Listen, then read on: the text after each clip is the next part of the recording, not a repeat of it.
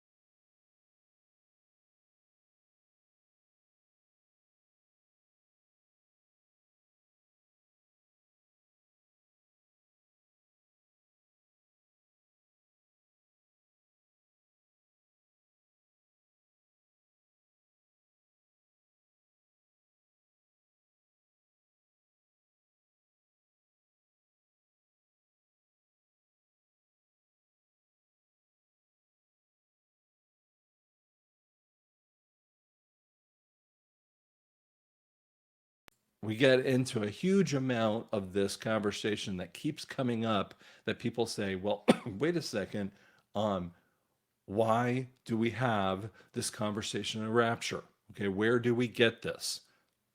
And and we struggle with this idea. We get rapture, and then he's bringing in mark of the beast, and he goes through and he's saying, well, you can't buy or sell, and it's a very unique level of conversation, and I think it's kind of cool. But again, he equates, and I want you to see the logic fallacy here, that Scofield introduces something that John Darby creates as an idea, as a doctrine, and it is a false doctrine, but yet then he believes in a rapture. Okay. And I go, guys, there's so many things wrong with this stuff. When you don't understand the word, you start making things up, and we see this all the time. I'm going to give you an example of something, and I'm going to let you see this on the screen here. But we have, I'm going to pull me.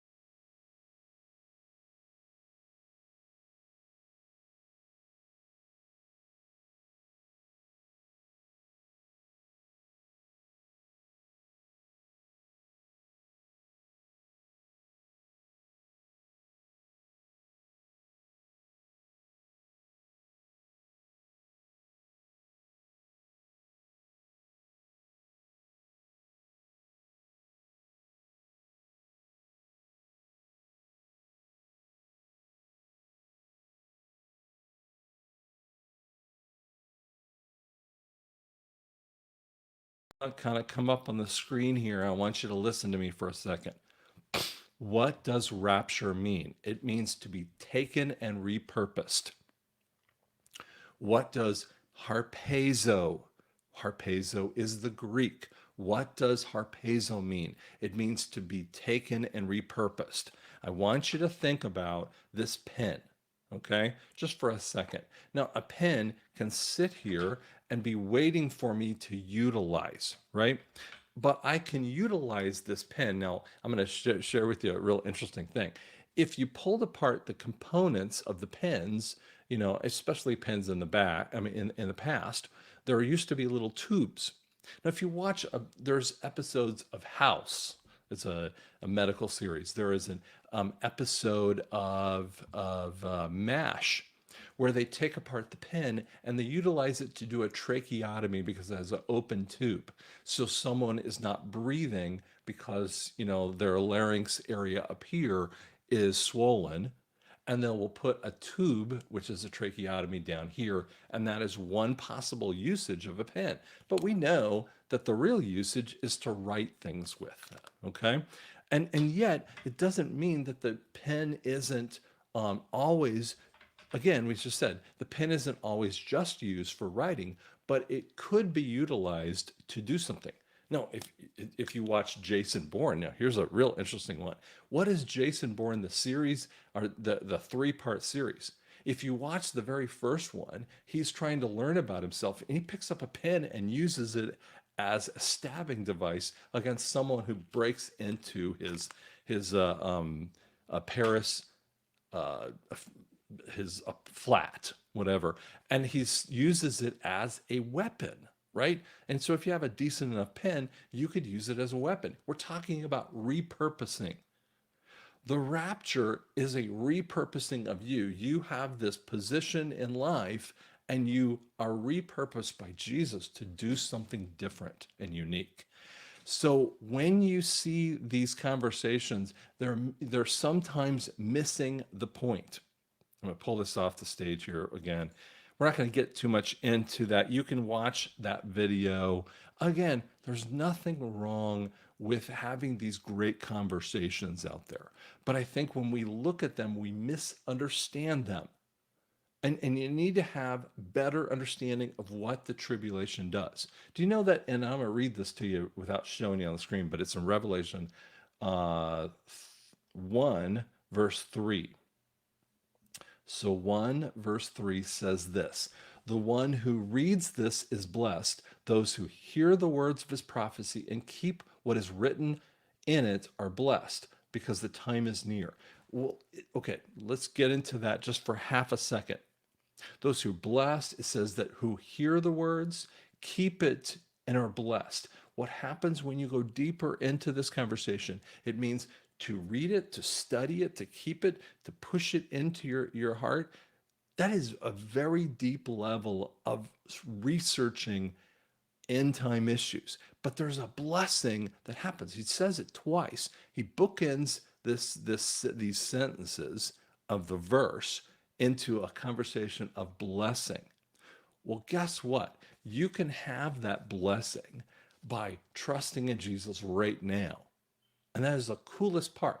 You can have that kind of blessing because he wants to repurpose you as the bride of Christ. Ephesians 5.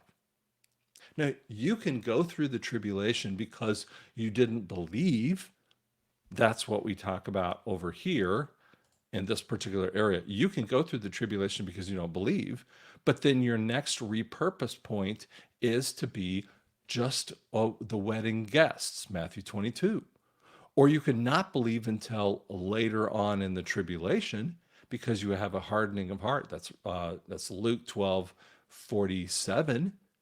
We have a different group of people that referred to as the called. It's because they have a hardening of heart and they have to go through a difficult time frame. And it is what it is for those different people. And I know that's going to sound crazy to some of you when you listen to this. But if you go deeper into the books and the other things that I've written, it will help you see this without having a fight in the church. We don't have to have fights on these things because the word lets itself be known. 2 Timothy 3:16 says, all scripture is God-breathed, approved for teaching and reproof. If that is true, then why do we have verses that talk about end time issues, or specifically the rapture, as a pre-tribulation rapture that I can prove it? And we have things that are mid-trib rapture and then things that are post-trib rapture, or pre-wrath conditions. It's because what you have to do is step back a little bit and say, what am I missing in this conversation? What is normally missing is the equation that we always throw in an assumption is the church and the rapture. And then we always have to argue about the winds. The real statement that we want to come up with when we study the word and when you get deeper into the word, like I show you in this kind of timeline, and we definitely teach on this kind of stuff, is this: it's really about the who. Scripture gives you words, and they're proper nouns about people groups. In essence, there's the faithful, the called, the chosen, the elect, the goats, the sheep, the remnant. If you pay attention to the way that scripture is written, you will have much more information about this. Now, again, there are whole bunches of information that I have on the website. I'm not telling you have to buy it. I'm just telling you, if you want to go deeper, that's the way to do it. Thanks so much. I appreciate you listening.